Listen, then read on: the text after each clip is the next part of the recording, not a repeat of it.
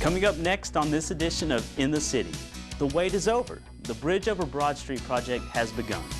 Some Murfreesboro City School first graders are learning way more than reading, writing, and arithmetic. City School students can count by twos, tie their shoes, and power on laptops to navigate software in order to type 5-point essays as well. Murfreesboro Parks and Recreation have been some busy bees of late. We've got the scoop on their newest projects. In the City starts right now.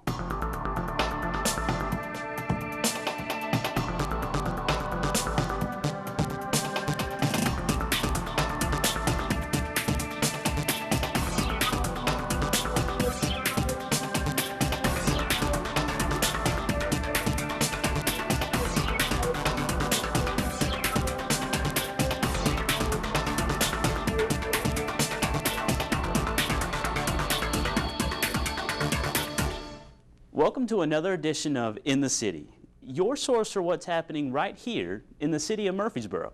I'm Vinny Black. Can you guess where one of Tennessee's busiest intersections is located? If I'm talking about it, then it must be close by. Figure it out yet? For those still in the dark, the intersection of Memorial Boulevard and Old Fort Parkway is one of the busiest in the state. The long-awaited project to relieve the traffic is officially underway.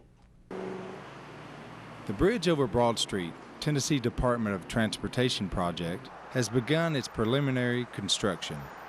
A bridge will be constructed connecting Old Fort Parkway and Memorial Boulevard, creating an overpass over Broad Street. Being the heaviest volume intersection in Tennessee, this is a much-needed project. In the bridge portion of this project, we will be connecting Old Fort to Memorial Boulevard and separate that grade with Northwest Broad Street, which basically means that vehicles traveling north and south from Memorial to Old Fort and vice versa will not have to stop at the intersection, and that will be an unobstructed through movement. The remainder of the movements along Broad Street and the left turns onto and off of both Old Fort and Memorial will be at a plaza level below the bridge and will be operated with a traffic signal. TDOT recently hosted an informational meeting at Murfreesboro City Hall for residents and business owners. We appreciate you all coming out tonight, especially on this rainy, wet evening. So thank you so much for giving up a little bit of your time to learn about the Broad Street project tonight. We're excited that you're here. This is obviously a project that is very important to the city and the state, so we appreciate your interest in coming out and hearing about our project. My name is Deanna Lambert. I am the TDOT Community Relations person for Region 3, which represents here in Middle Tennessee. So I will be one of the point of contacts for this project. So you will probably often see me speaking about this project on television and in other areas. So I'm thankful to be here tonight on behalf of the Commissioner and others here at TDOT. We thank you for coming. Well, the February 4th public meeting, I think, was well attended. And I think we had probably in excess of 100 people that attended. It was our effort to introduce the community to all aspects of the project, all the way from the design and engineering aspects of the project to some of the more aesthetically placed type attributes of the project, being the landscaping, decorative walls, underground utilities, and so forth. Similar to this bridge in Nashville, the new bridge over Broad Street will have a special ashlar pattern on the retaining walls and under the bridge ends to help coordinate with the sensitive historic quality of the city. The project also includes plans for enhanced lighting and landscaping, as you see in this drawing. We were able to provide a formal presentation and then spend some time one-on-one to address individual concerns relative to very specific aspects of the project itself. There's a lot of history to this project already. Dana Richardson explains. Well, there's a lot of history to this project. I've been working on this project since the late 90s, and we've looked at variations in how to approach this intersection improvement. We needed something that was going to provide a substantial lifespan for the improvement, and through all the computer modeling and engineering designs, really the separated grade crossing was the only avenue that provided us with the long-term improvements that would benefit the public for many years to come. Dana talks about residents' feedback at the public meeting. In listening to the public for many years in development of this project, as well as the public meeting, there were two themes. Basically, the first theme was the congestion that may be experienced during the construction portion of the project, which is scheduled to last 2.5 years. And in speaking with the commissioner, he has made it one of his priorities to make sure that 2 lanes in all directions are open at all times. The second theme or concern was the access into the downtown and closure of College Street where it intersects Memorial. And we have moved forward to relocate Lotto Street. The council recently approved the design contract. We will be moving that a little further southeast than where it currently intersects Broad Street. But in doing so, we're able to open that back up, signalize it, and provide an alternative access into the downtown. It is a construction zone. It is one of the highest volume intersections in the state of Tennessee, so there are going to be disruptions and delays through that. We are asking people to be patient during the construction process, which is slated to be about 2.5 years.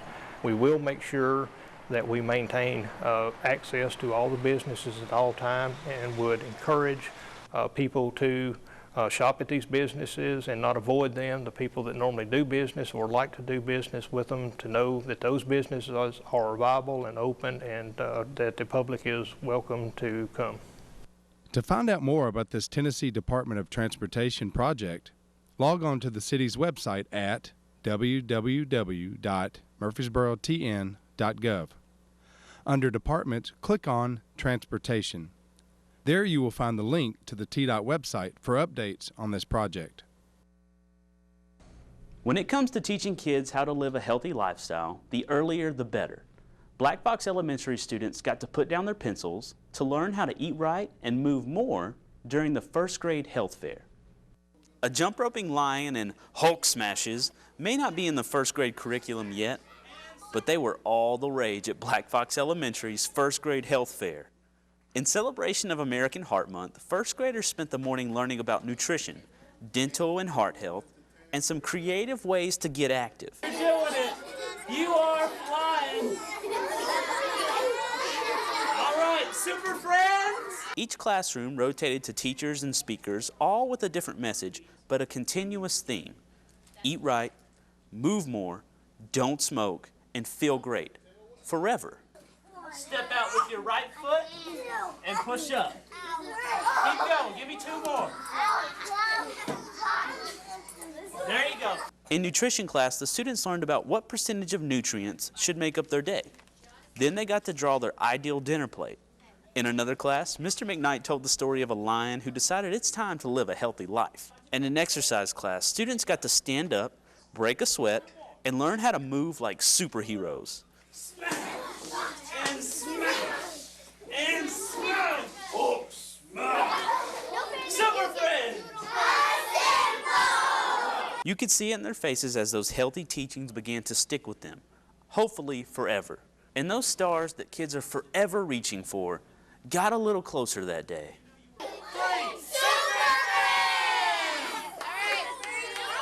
If you saw a familiar face in that story, then you were right. Yours truly stopped by the fair to teach kids how to get up and move every day. It was an amazing time had by all, and yes, those Superman socks do belong to me. I'm wearing them right now. While some students were advancing their health, other classrooms were advancing into the future with Murfreesboro City Schools' newest classroom technology. So we've been getting some practice in using paper and pencil the old way. That's right. Paper and pencil has become the old way.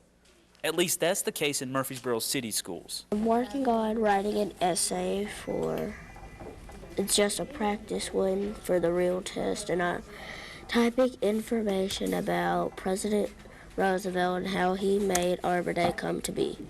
Each classroom is equipped with 1 laptop for every 2 students. When we visited, Black Fox 5th grade students were preparing for the 5th grade writing assessment. And right now they're doing the more modern and what they're expected to do in a couple days. In order to do successfully, they need to be able to manipulate in that system and software and see what it'll look like and have an opportunity to get that done.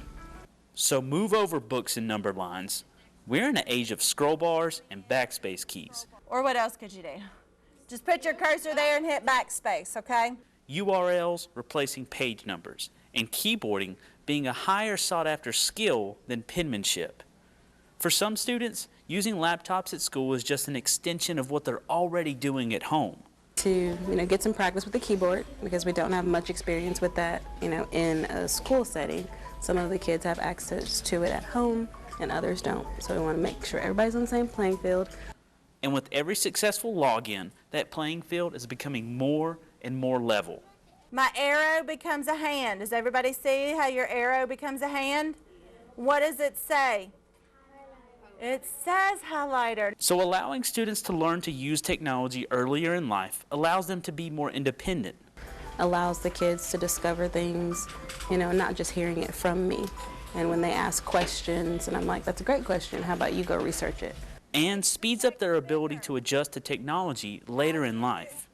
I think it'll be a whole lot different. I think that, my use of technology in the classroom would have been easier to move into. That was a learning curve, even just coming out of college.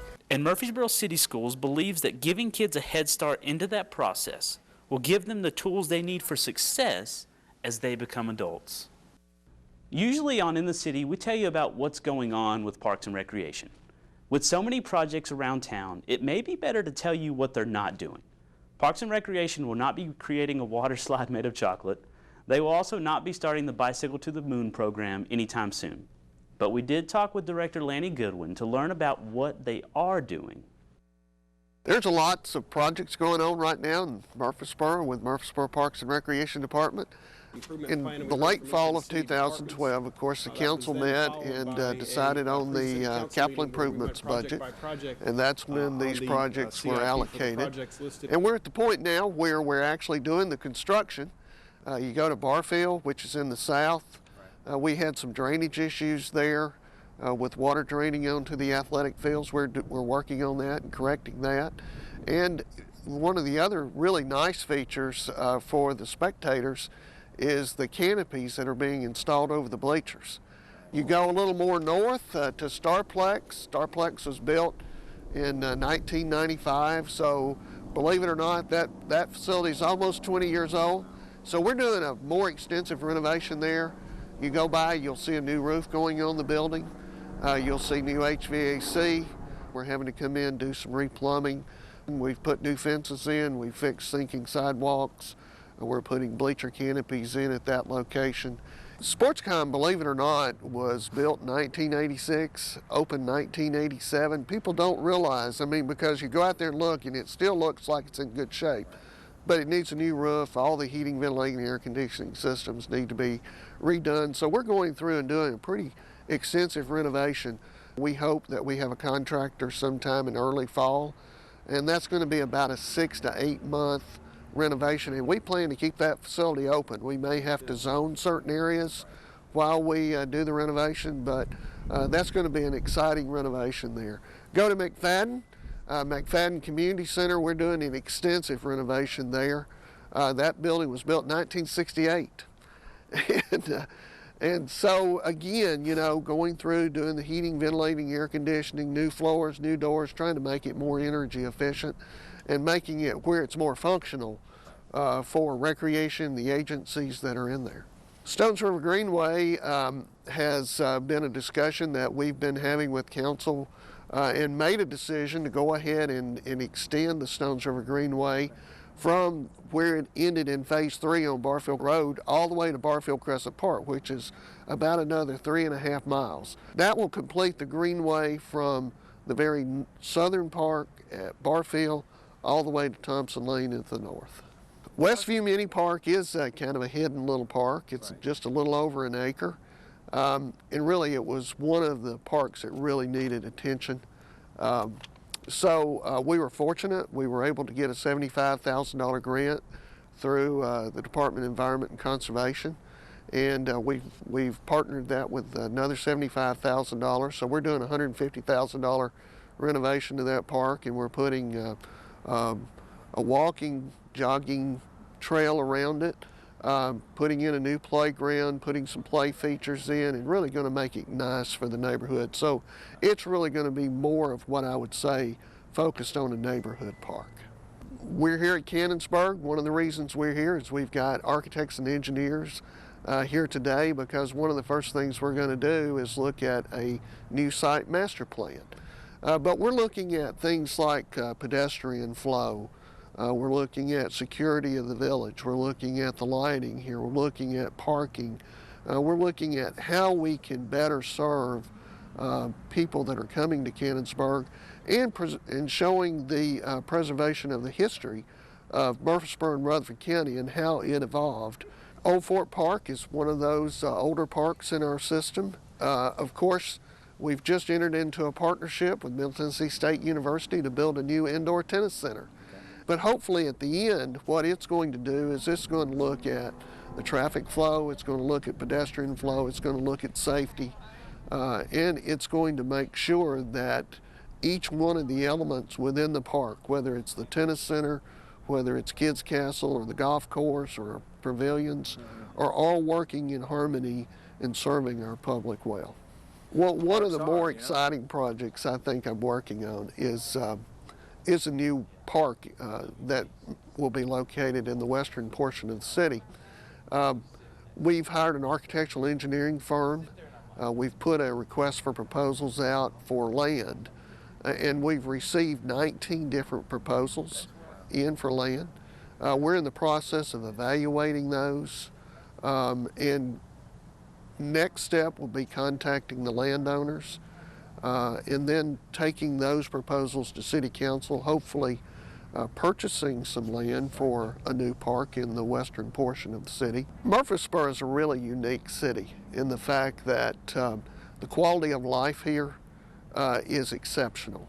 And the City Council realizes the fact that the quality of life really drives everything around. I've heard other council people say, you know, Murfreesboro is really just a city that's within a park. Anything from outdoor recreation to athletics, we're trying to do a quality job in offering those different programs. Another city department has been working hard on several projects, and you may be able to taste the fruits of their labor. Murfreesboro's Water and Sewer Department recently received a score of 97 for water quality by the State of Tennessee Department of Environment and Conservation. The score takes into account everything from source of water to customer complaints. Murfreesboro Water and Sewer's annual Watershed Tree Day event is one key to their success in the city's water quality. The purpose of the event is to create a proper amount of buffer between streams and areas of development. This is done by planting specific trees, grasses, and shrubs near stream banks to keep water quality high and area streams healthy. This year's event on April 12th will take place at Black Fox Elementary and will focus on the Lytle Creek watershed.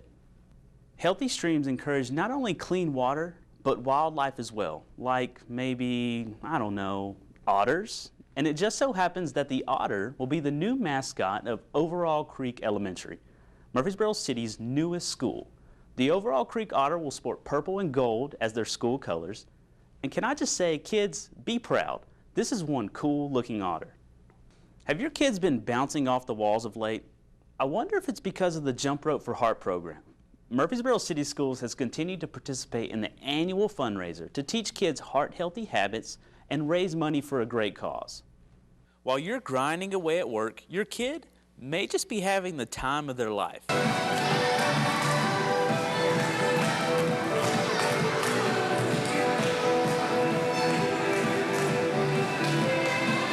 Now this definitely isn't your typical school day, but come on, tell me you're not jealous. These Murfreesboro City School students are celebrating the end of the Jump Rope for Heart program that raises money for the American Heart Association. Jump Rope for Heart shows kids that jumping rope is a great way to live a healthier life, absent of heart disease. The Murfreesboro City Schools fundraiser has been going on since the beginning of February, which is American Heart Month. And all throughout the program, they're reminded to think of their family and friends who've had heart issues, and jump rope especially for them. Black Fox Elementary's celebration this year included games, a dance party, not one but 2 bounce houses, freestyle jump roping, and an awesome rolly board racetrack thing.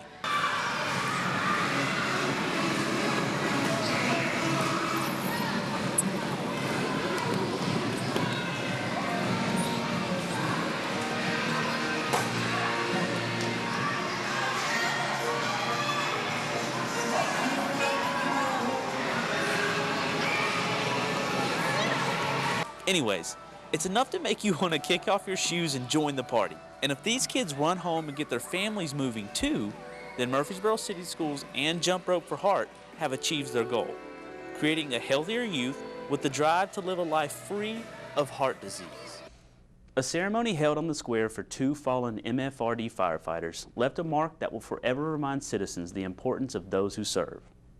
The significance of today is that on March the 1st, 1939, exactly 75 years ago to the day, firefighter Winfred Vaughn, firefighter A.C. Cartwright lost their lives while responding to an alarm. And we would be remiss if we did not take time today out of our busy lives, out of our busy schedules, to pay a debt that we owe. I remember when I first started, I saw the pictures of those 2 firefighters on the wall, as well as some other deceased members of the department. And being a rookie at 21 years old, I didn't understand the significance of it, didn't really pay the respect that I should have. But several years later, several fires later, and in addition to several other lost members of the department, I get it. I get it now. You have to pay your debt, and we owe them. And the debt is to be paid with respect, with honor, and remembrance. So shall we never forget the sacrifice that was given on that day. On behalf of my brother, Winfred Vaughn, who I affectionately call Bubba, we always thank you for showing up at this to honor all firemen, not just our father, but firemen who have fallen all over the United States. On the monument right there, beside this one, is my daddy's brother, Uncle Sam, who died as a United States Marshal. And I hope someday maybe we'll honor him also. But they're brothers. One's my dad and one's my uncle. And I want to remember that. This is entitled, Not Forgotten. We remember so they will not be forgotten. These heroes who gave their lives in the line of duty. They have trained themselves to save property and lives, even though it means they give their own. The alarm goes off and they go off to places and people who need them. Without hesitation, they put their lives on the line and leave behind families they may never see again. They are the fallen. They are the brave behind the badges of brother and sisterhood. We will always remember, so they will never be forgotten. Thank you.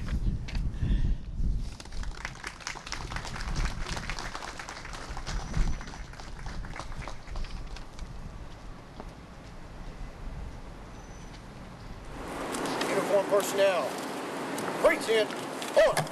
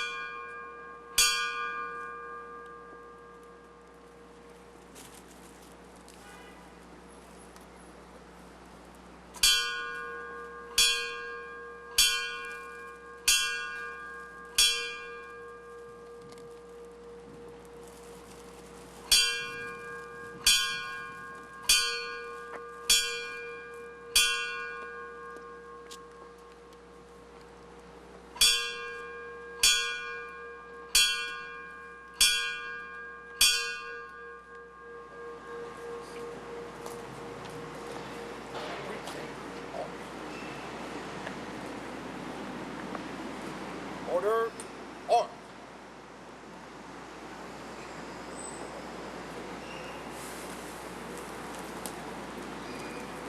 Color guard. Ready, face. Forward, march.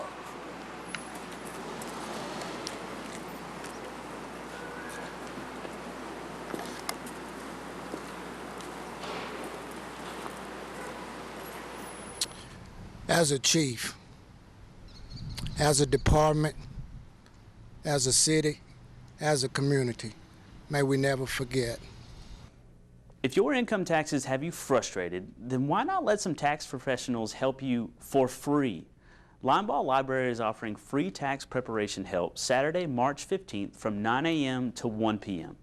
Those filing jointly and separately are welcome to attend. Just be sure to bring all your tax filing materials like IDs, Social Security cards, and W-2s. You'll need reservations for the event. Call Linebaugh Library at 615-893-4131 for more information. If you've had any trouble of late calling into city departments, we are currently finishing up a complete overhaul of our phone systems. Thank you so much for your patience. Once the project is complete, we will be able to take more calls and be more efficient at serving our most important asset, you, the citizens of Murfreesboro. It seems like it shows up on our doorstep quicker and quicker each year, but with the winter we've had, I'm ready for some extra sunshine. Daylight savings time will begin Sunday, March 9th. Set your clocks an hour forward so we can start spending those spring and summer evenings outside. Remember, that's an hour forward, March 9th. Don't be that guy who's late to breakfast on Sunday morning. All right, that's it for this edition of In the City. For more information about the City of Murfreesboro, head over to the city's website at murfreesborotn.gov. And if you want to watch a specific story you've seen today or catch some of the latest city news, visit the City of Murfreesboro YouTube channel. Until next time, we look forward to seeing you in the city.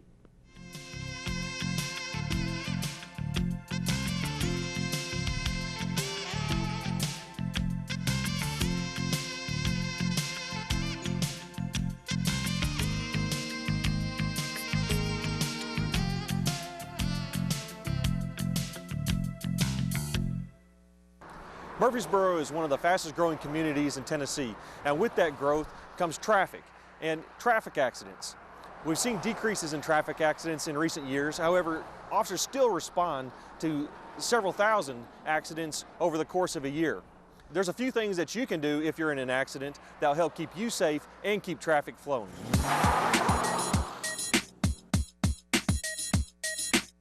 If you are in an accident and you or someone else are hurt, you need to call 911 immediately. If you're in an accident and no one is injured, you've checked on both parties, call the non-emergency number for the Murfreesboro Police Department, 893-1311. Program that in your phone right now, and that way, if you are in an emergency, you're not searching for that or looking for that phone number. Again, it's 893-1311. Well, after you've notified law enforcement and you've made sure that nobody is hurt, the best thing to do is either to remain in your vehicle or preferably pull over to a safe location, such as a parking lot, a side street, somewhere where you're not going to endanger yourself or interrupt the flow of traffic. So many times we see cases of an original accident being reported and then a secondary accident because they're sitting in the road. So if you can, move over to the side of the road, move over to a side street, a parking lot, and wait for law enforcement to arrive then. If you must remain in the roadway due to your vehicle being immobile, not having the opportunity to pull out onto a side street, the best thing that you can do is stay inside your vehicle, and that way you're not walking around in the flow of traffic and you reduce your chances of being injured should a secondary collision occur. One of the common misconceptions is that you have to leave your vehicle in the roadway for officers to figure out who is at fault or what the contributing causes to the crash were, and that's simply not always the case. We can take witness statements and evidence on the vehicles and determine exactly what happened to cause that accident. Don't engage in an argument with the other driver as to who is at fault. Just wait till the officer gets there and completes their investigation. He'll take your statement and determine what the contributing factors are at that point. While you're waiting for the officer to arrive to investigate your crash and complete a report, to help expedite things, if you could get your driver's license, your registration, and your insurance card ready for the officer when they arrive, it will help expedite the process of the investigation of the crash. Your insurance company will probably want to see copies of the police report. Most reports are ready in about 3 days. You can pick them up at the Murfreesboro Police Department located at 302 South Church Street, or you can pick them up at our records section just down the block. Of course, we hope that you're never involved in an automobile crash, and there are a few things that you can do to reduce your chances of being in a crash, such as obeying the rules of the road, slow down, and avoid distractions such as talking on the phone or texting. Our #1 goal in Murfreesboro is to not be in an accident at all, but if you are, following these tips can help keep you safe and expedite the process.